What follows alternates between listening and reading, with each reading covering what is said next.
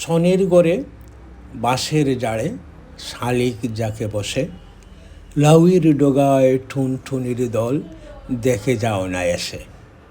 এই গ্রামীণ কাব্যকথার সাথে পরিচয় ঘটাতে হলে আপনাকে গ্রামে আসতেই হবে।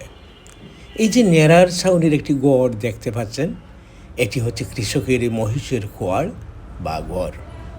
সারাদিন কৃষিজমি চাষ করে বিস্তীর্ণ মাঠে সবুজ ঘাস খেয়ে বাড়ি ফিরে এই ঘরটিতেই বিশ্রাম নেয়।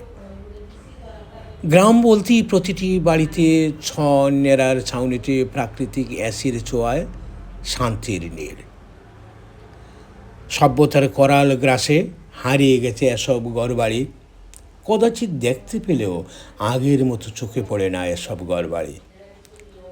গ্রামে বাঁশঝাড়ের পাতায় লিলুয়া বাতাসে দিনমান লেগেই থাকে আদরে আপ্যায়নে, যেন গ্রামের গড়গুলোতে এই বাতাস ঠেলে দেওয়া তাঁদের কাজ।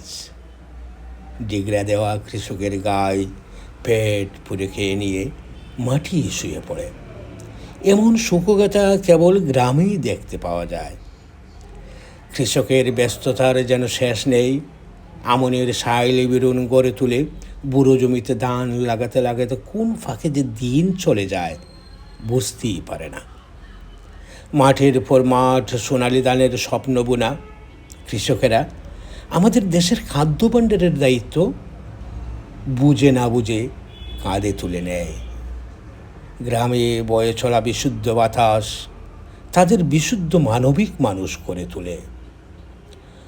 কঠোর পরিশ্রম রোগ সুখকে চ্যালেঞ্জের মুখে ফেলে দিয়ে সুস্বাস্থ্যের অধিকারী হয়ে ওঠে।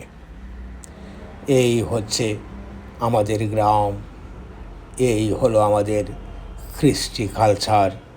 ভালো থাকুন, শুভকামনা থাকলো।